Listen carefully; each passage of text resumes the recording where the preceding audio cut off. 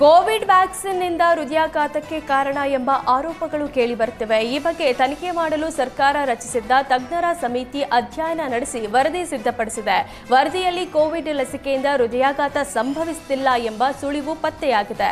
Covid ಬಂದವರಿಗೆ ಹೆಚ್ಚು ಹೃದಯ ಸಮಸ್ಯೆ ಉಂಟಾಗ್ತಿದೆ, ಆದರೆ ಕೋವಿಡ್ ಲಸಿಕೆಯಿಂದ ಜನ ಸಾಯ್ತಿಲ್ಲ ಅನ್ನೋದು ವರದಿಯಲ್ಲಿ ಉಲ್ಲೇಖಿಸಲಾಗಿದೆ ಎನ್ನಲಾಗ್ತಿದೆ. 12 ಮಂದಿ ತಜ್ಞರ ಸಮಿತಿ ಕೋವಿಡ್ ಲಸಿಕೆ ತೆಗೆದುಕೊಂಡವರ 250 ಜನರ ಮೇಲೆ ಅಧ್ಯಯನ ನಡೆಸಿದೆ. ಈ ಬಗ್ಗೆ ಸುವರ್ಣ ನ್ಯೂಸ್ಗೆ ಪ್ರತಿಕ್ರಿಯಿಸಿದ ಜಯದೇವ ಹೃದ್ರೋಗ ಸಂಸ್ಥೆ ನಿರ್ದೇಶಕ ಡಾಕ್ಟರ್ ರವೀಂದ್ರ ಸೋಮವಾರ ಸರ್ಕಾರಕ್ಕೆ ವರದಿ ಸಲ್ಲಿಸುವ ಬಗ್ಗೆ ತಿಳಿಸಿದರು.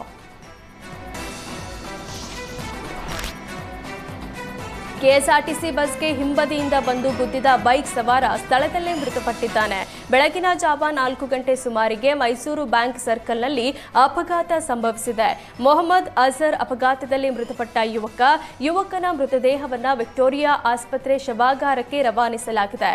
ಉಪಾರಪೇಟೆ ಸಂಚಾರ ಪೊಲೀಸ್ ಠಾಣೆಯಲ್ಲಿ ಪ್ರಕರಣ ದಾಖಲಾಗಿದೆ.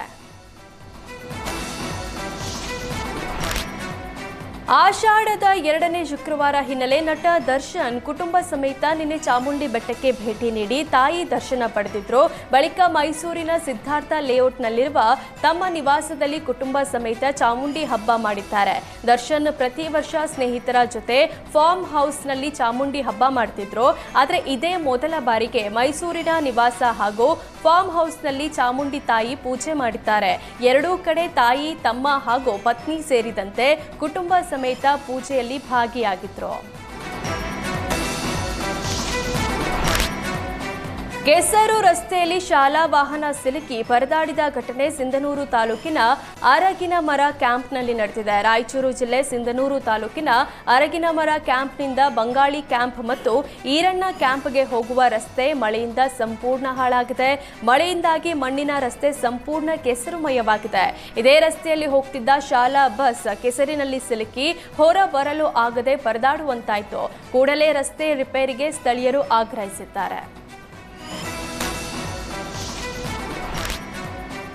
ಅವಧಿಗೂ ಮುನ್ನವೇ ತುಂಗಭದ್ರಾ ಜಲಾಶಯ ತುಂಬಿದೆ. ಹೀಗಾಗಿ ತುಂಗಭದ್ರಾ ಜಲಾಶಯದ ಮೂಲಕ ನದಿಗೆ 64,000 ಕ್ಯೂಸೆಕ್ ನೀರು ಬಿಡುಗಡೆ ಮಾಡಲಾಗಿದೆ. ಇದರಿಂದ ಹಂಪಿ ಸೇರಿದಂತೆ ನದಿಯ ತಟ್ಟದಲ್ಲಿರುವ ಕೃಷ್ಣ ದೇವರಾಯ ಸಮಾಧಿ ಮಂಟಪ ಮುಳುಗುವ ಭೀತಿ ಶುರುವಾಗಿದೆ. ಈ ಹಿಂದೆಯೂ ಹಲವು ಬಾರಿ ನದಿಗೆ ಜಾಸ್ತಿ ನೀರು ಬಿಟ್ಟಾಗಲೂ ಕೃಷ್ಣ ದೇವರಾಯ ಸಮಾಧಿ ಮಂಟಪ ಮುಳುಗಡೆಯಾಗಿತ್ತು. ಈಗ ಈ ಬಾರಿ ಪ್ರಮಾಣದಲ್ಲಿ ನೀರು ಹರಿತಿದ್ದು ನದಿಯ ತಟದಲ್ಲಿನ ಜಮೀನುಗಳು ಜಲಾವೃತವಾಗಿವೆ. ನದಿ ಪಾತ್ರ ಜನರಿಗೆ ಸಂಕಷ್ಟ ಶುರುವಾಗಿದೆ.